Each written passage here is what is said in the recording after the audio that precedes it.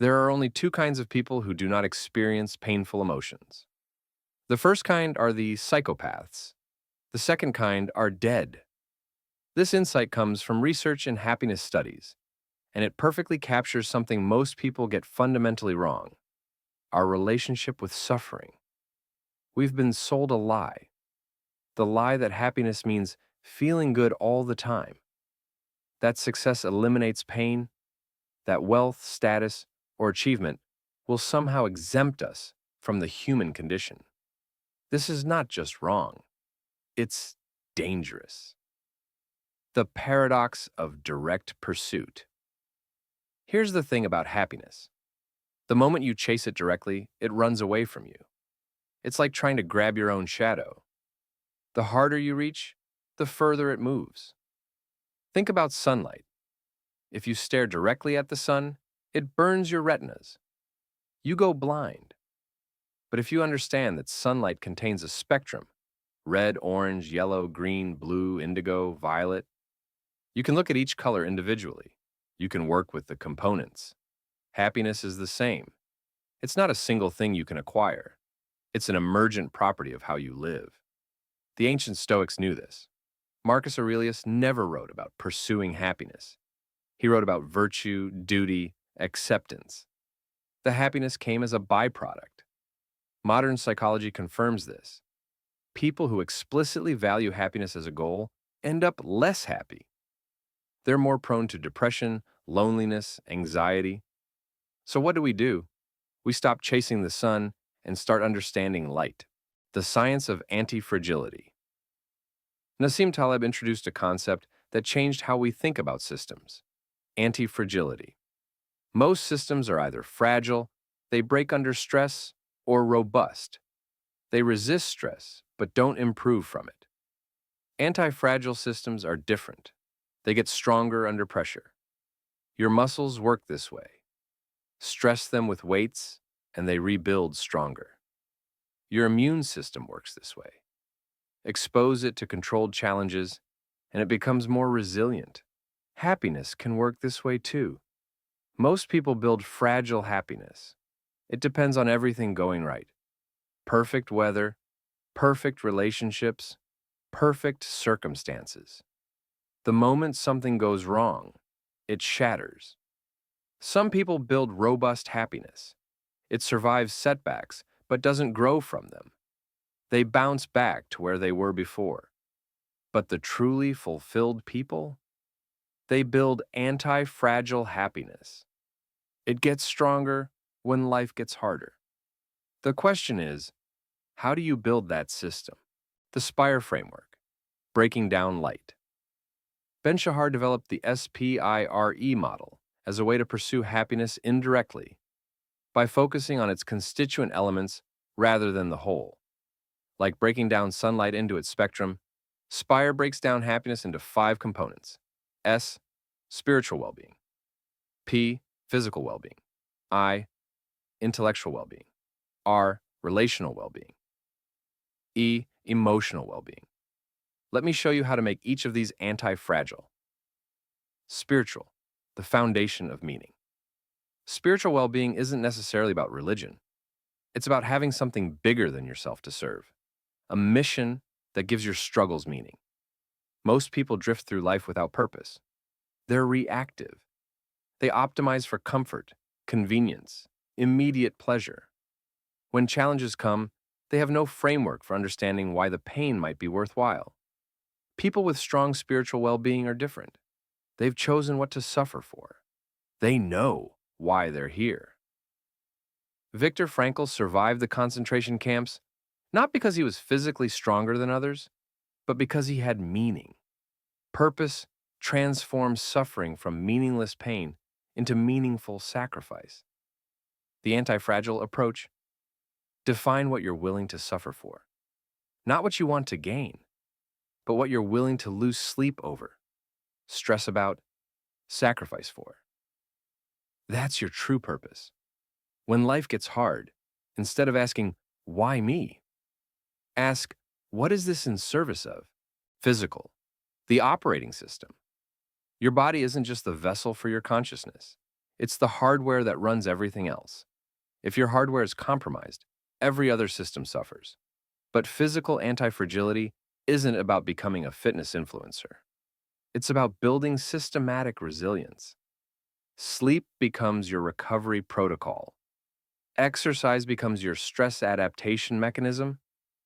Nutrition becomes your fuel optimization. These aren't lifestyle choices, they're infrastructure investments. The body you build in your 20s and 30s is the body you live in for your 40s, 50s, and beyond. Every choice compounds. The anti-fragile approach: treat your body like a complex system that needs maintenance and upgrading. Small, consistent inputs create massive long-term outputs. Pick one physical practice and do it for 30 days, not because it will make you happy, but because it will make you capable of handling whatever comes next. Intellectual, the growth engine. Most people stop learning after school. This is like turning off your growth engine at 22 and wondering why life feels stagnant. Intellectual anti-fragility means staying curious about everything. Not just your field, but the meta patterns that connect everything. Knowledge compounds. Each book, each insight, each new perspective makes the previous learning more valuable. The person who reads broadly can see connections that specialists miss. But here's the crucial distinction. Learn things that will matter in 10 years, not 10 minutes. Learn principles, not just facts. Learn how to think, not what to think. The anti-fragile approach. Read 30 minutes a day. Mix fiction and non-fiction. Mix old wisdom and new insights. Let your curiosity guide you down rabbit holes. The goal isn't productivity. It's maintaining the intellectual flexibility to adapt to an uncertain world. When change comes, the curious person sees opportunity where others see only threat. Relational, the multiplier effect. Humans are social beings, but most people are terrible at relationships. They're either codependent or completely isolated. Neither builds anti-fragility. The highest predictor of happiness isn't wealth, status, or achievement. It's the quality of your relationships. But here's what most people miss. Anti-fragile relationships don't just survive stress. They use it to become stronger. Great partnerships get better under pressure. They use conflict to understand each other more deeply. They use challenges to become more aligned. Most relationships are transactional. What can you do for me? Anti-fragile relationships are transformational. How can we become better together? The anti-fragile approach: invest in relationships that challenge you to grow. Be the kind of person others can depend on when things get difficult. Quality over quantity, always. A few deep relationships will serve you better than 1,000 shallow connections. Emotional, the operating frequency. This is the hardest element and the most important. Emotional anti-fragility isn't about being emotionless. It's about having emotional sovereignty. Most people are slaves to their emotions. Happy when things go well, miserable when they don't. They're like leaves in the wind, completely at the mercy of external circumstances.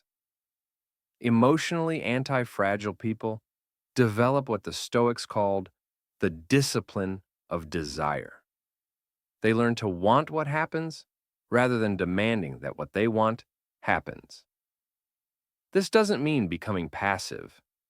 It means becoming strategic about where you spend your emotional energy. The anti-fragile approach: when something goes wrong, ask, how is this useful? Not in a toxic positivity way, but in a strategic way. Every setback contains information. Every failure is data. Every painful emotion is a signal pointing towards something that needs attention. The compound effect. Here's what makes the SPIRE framework powerful. These 5 elements compound each other. When you have spiritual clarity, you make better physical choices. When you're physically optimized, you have more mental energy for learning. When you're constantly learning, you become more interesting to connect with. When you have great relationships, you have more emotional resilience. It's an upward spiral. Each component makes the others stronger, but you can't optimize all five simultaneously. The system is too complex. Instead, you focus on one area while maintaining the others. This month, maybe you focus on physical optimization. Next month, intellectual growth. The month after, deepening relationships. The key is consistency over intensity. Small daily improvements compound into massive changes over time. When systems meet reality, life will test your system. It will find the weak points and press on them. This isn't a bug. It's a feature. Every challenge is your system's opportunity to prove itself and improve itself. Job loss becomes an opportunity to clarify your spiritual purpose. Relationship failures become lessons in what you really value. Health scares become wake-up calls to optimize your physical systems. Intellectual challenges become invitations to learn and grow. When you've built robust systems across all five Spire elements, you don't just survive these challenges, you use them to become stronger. You don't just cope with uncertainty, you profit from it. This is the difference between fragile happiness and anti-fragile happiness. Fragile happiness depends on everything going right. Anti-fragile happiness gets stronger when things go wrong. Most people are playing the wrong game. They're optimizing for short-term pleasure instead of long-term anti-fragility. They're chasing dopamine hits instead of building sustainable systems. The metagame is different. It's about building systems that generate happiness as a byproduct, not as a goal. It's about creating conditions where good things can emerge, rather than trying to force good things to happen. It's about becoming the kind of person who naturally attracts what they need, rather than desperately grasping for what they want. Building anti-fragile systems takes time.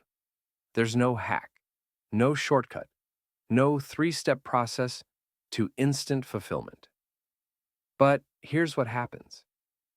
Once you stop chasing happiness directly and start building these systems, something interesting occurs. Happiness starts finding you. Not the manic highs of getting what you want, but the steady satisfaction of becoming who you're meant to be. Not the fragile joy that breaks at the first sign of trouble, but the deep contentment that grows stronger under pressure. The real secret. The people who seem effortlessly happy aren't lucky. They're not special. They've just built better systems. They've learned to work with the spectrum of light instead of staring directly at the sun. They understand that happiness isn't something you achieve. It's something you build through the daily practice of strengthening all five Spire elements. They've become anti-fragile. The path is clear.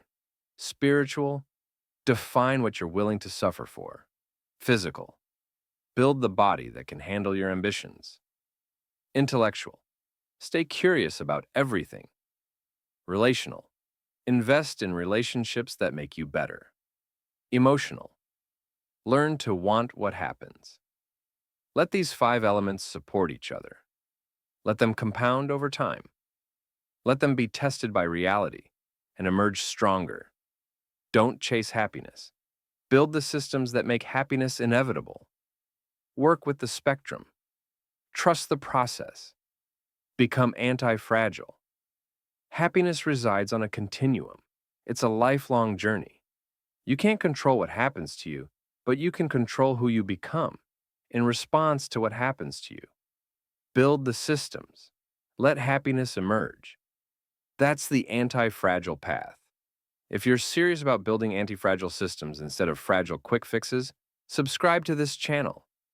We break down the frameworks that actually work, not the ones that just feel good.